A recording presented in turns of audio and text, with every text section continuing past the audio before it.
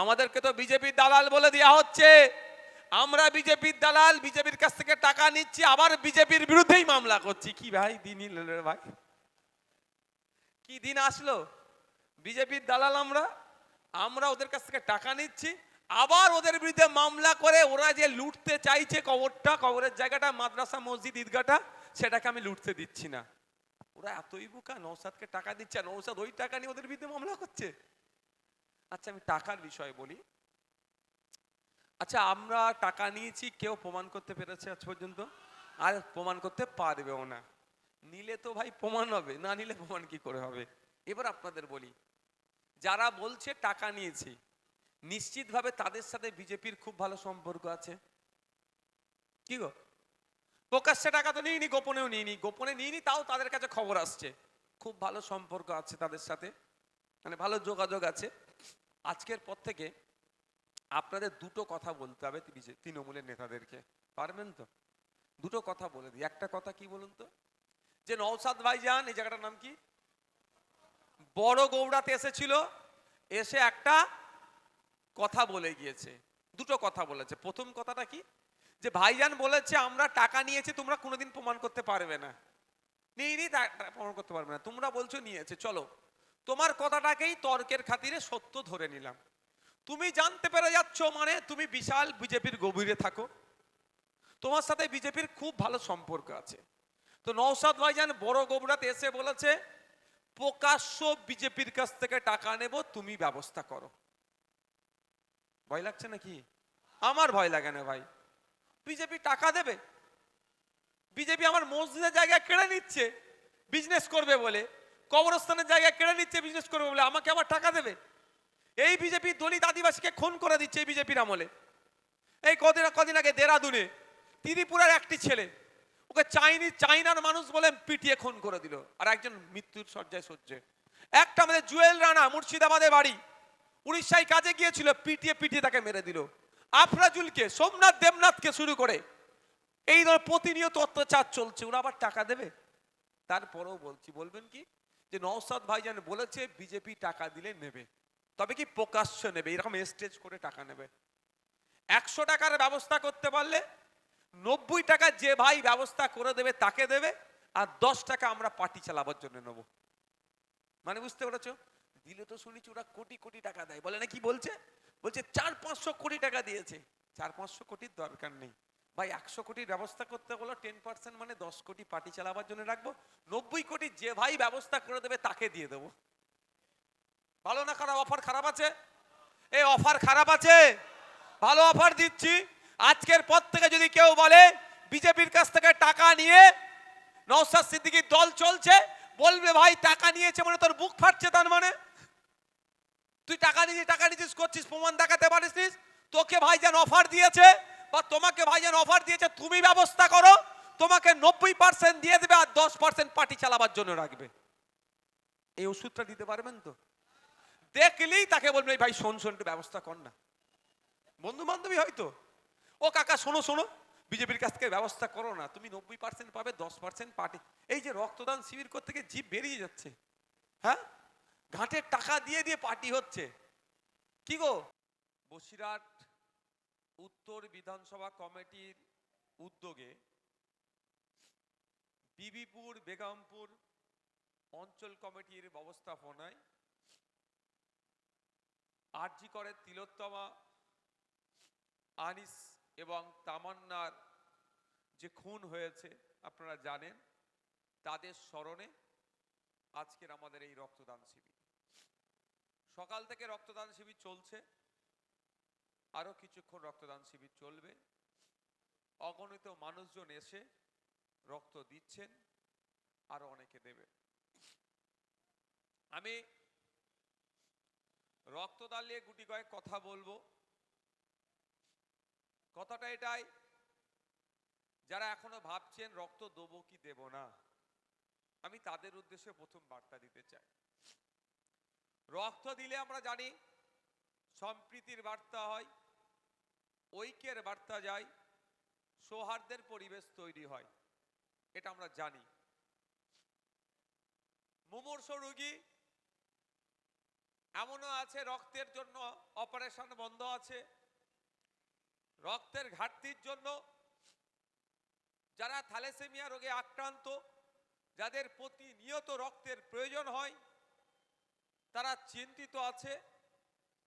সেই ধরনের মানুষ পশ্চিম বাংলায় পার ডে, ওকে বসিয়ে নে বাবু, ওখানে বসিয়ে নাও না, ওখানে বসিয়ে দাও, ওখানে বসিয়ে দাও, ওখানে বসিয়ে দাও, হ্যাঁ হ্যাঁ বসিয়ে দাও। রক্তের প্রয়োজন আছে এই ধরনের প্রত্যেক দিন পশ্চিম বাংলায় 1800 থেকে 2000 ইউনিট রক্তের প্রয়োজন হয় আমাদের ওয়েস্ট বেঙ্গলে। কিন্তু আমাদের ওয়েস্ট বেঙ্গলে খোঁজ নিয়ে দেখবেন এই যে রক্তের ক্রাইসিস, সেটা সরকার পূরণ করতে পারে না। আমাদের এটা কাজ নয়, এটা সরকারের কাজ। আপনি অসুস্থ, আপনাকে প্রপার ট্রিটমেন্ট করিয়ে সুস্থ করে তোলার দায়িত্ব রাষ্ট্রের, রাজ্যের, সরকারের। তাহলে আপনার অসুস্থ হয়েছেন, আপনার রক্তের প্রয়োজন হয়েছে, সেই রক্তের অ্যারেঞ্জমেন্ট করার দরকারও ছিল কার, দায়িত্ব কার, সরকারের। সরকার সেখানে পারে না, দায়িত্বই নেয় না সরকার। পার ডে আমাদের পশ্চিমবঙ্গে 1800 থেকে, ভাই আপনি বাইরে গিয়ে ভিডিও করুন,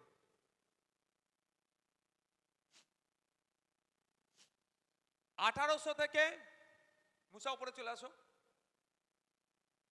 1800 থেকে 2000 ইউনিট রক্তের প্রয়োজন হয়, সরকারের পারে না। আমরা চেষ্টা করি কিছু হলেও রক্তের ব্যবস্থা করতে। আপনাদের ছেলে, আপনাদের এলাকার ছেলে মুসা বক্তব্য দিয়ে কি বলছিল, যে একজন তৃণমূল ঘনিষ্ঠ, তার রক্তের প্রয়োজন হয়েছে, রক্তের অ্যারেঞ্জমেন্ট করেছে। এটা কিছু মহান কাজ আমরা করিনি, আমরা কিছু মহান কাজ করিনি।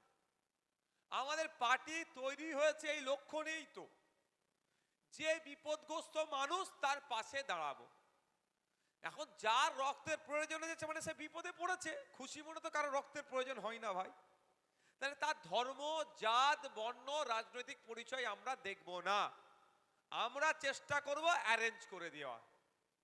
আমাদের হাতে যদি ক্ষমতা থাকে অ্যারেঞ্জ করে দেওয়ার, করে দিই, অন্যথায় আমরা বেড টু বেড গিয়ে রক্তের ব্যবস্থা করে দিই। তার রাজনৈতিক পরিচয় কি আছে না আছে দেখার দরকার নাই। গতকালকে ভাঙড় বিধানসভায় বেওতা 2 নম্বর অঞ্চল কমিটির উদ্যোগে একটা রক্তদান শিবির হয়েছে, 630 জন রক্ত দিয়েছে। ওখানে আমি জানতাম না মানে এত ইউনিট রক্ত একজনকে দিতে হয়েছে। আমাকে ফোন আসলে আমি রেফার করে দিই আমাদের দায়িত্বশীলদের কাছে। একটা ব্যক্তির 18 ইউনিট, 18 ব্যাগ যদি বলি ভুল হবে না, 18 ইউনিট রক্তের প্রয়োজন হয়েছিল। আমরা তাকে, সেই ব্যক্তিটাকে 18 ইউনিট রক্তের ব্যবস্থা করে দিয়েছি। একবারের জন্য তার রাজনৈতিক পরিচয় কি, ধর্মীয় পরিচয় কি, বর্ণগত পরিচয় কি, একবারের জন্য দেখেনি। সামাজিক পরিচয়টা ওর আমার কাছে, সেও মানুষ আমিও মানুষ, এটা সামাজিক পরিচয় আমাদের, এটাতেই আমরা তাকে ব্যবস্থা করে দিচ্ছি। যারা এখনো ভাবছেন রক্ত দিলে কি হবে না হবে, দেবো কি দেবো না, আমি তাদের উদ্দেশ্যে বার্তা দিচ্ছি। পৃথিবীর 10টা ভয়ঙ্কর রোগের নাম জানেন আপনারা? যাক, 10টা ভয়ঙ্কর রোগের আমি জানতে হবে না। 10টা ভয়ঙ্কর রোগের মধ্যে 2টো ভয়ঙ্কর রোগ হচ্ছে কি জানেন? একটা হচ্ছে ক্যান্সার আর একটা স্ট্রোক। মেডিকেল সায়েন্স বলছে ক্যান্সার আর স্ট্রোক থেকে বাঁচার জন্য বেশ কিছু গাইডলাইন দিয়েছে। এইরকম ভাবে জীবনযাপন করলে আপনি মরণ ব্যাধিগুলো থেকে বাঁচতে পারেন। সেই গাইডলাইনের মধ্যে কি উল্লেখ আছে জানেন? নিয়মিত যদি রক্তদান করা হয় তাহলে ক্যান্সার আর স্ট্রোক থেকে বাঁচার সম্ভাবনা আছে। নিয়মিত কত? গড়ে 120 দিন। 120 দিন যদি কোনো মানুষ নিয়মিত রক্ত দেয়, তার ক্যান্সারের ঝুঁকি কমে যাবে, তার স্ট্রোকের ঝুঁকি কমে যাবে। একটা সময় ছিল ক্যান্সারের রোগী মানে দূর দূরান্তের মানুষের খবর পেতাম আমরা, ও অমুক জায়গায় একজনের ক্যান্সার হয়েছে। আস্তে আস্তে আস্তে আস্তে পাড়াতে ঢুকে গিয়েছে এই রোগটা। এই রোগ থেকে পরিত্রাণ আপনাকে আমাকে পেতে হবে। তো পরিত্রাণ পাওয়ার একটা সহজ মাধ্যম হচ্ছে আপনি নিয়মিত রক্তদান করুন, তাহলে আপনার ক্যান্সারের ঝুঁকিটা কমে যাবে। তাহলে একদিকে রক্তদান করলে অন্যের প্রাণ বাঁচতে পারে, আবার রক্তদান করলে আপনার স্বাস্থ্য ভালো থাকবে, আপনার ক্যান্সার রোগের হাত থেকে মুক্তি পেতে পারেন। সারা পৃথিবী জুড়ে দেখুন 10টা ভয়ঙ্কর রোগের মধ্যে আরেকটি ভয়ঙ্কর রোগ হচ্ছে, আচ্ছা এটা শুনতে খারাপ লাগছে নাকি? চোর ডাকাত কারা তো সব বলে দিয়েছে মনে হয় বক্তব্যে, বলেছে তো নাকি? আমাদের কিরান ভাই আমাদেরকে সামনে রেখে একটা তিনি আবৃত্তি পাঠ করলেন। দেখুন উনি ওনার পাঠ করেছেন, বাক স্বাধীনতা আছে, তবে ওই কিছু শব্দের সাথে আমি সহমত নই। আমি আমার অবস্থান ভাই ক্লিয়ার করে দিলাম। নালে মুফতি সাহেব তো বসিরহাটের দিকে অনেক আছে, নওশাদ সিদ্দিকীর সাথে পেরে উঠতে পারছে না। মুফতি সাহেবরা আবার অতটুকু কাটিং করে কিরান ভাইয়ের ওই বক্তব্যটা কাটিং করে কি করবে, শোনাবে।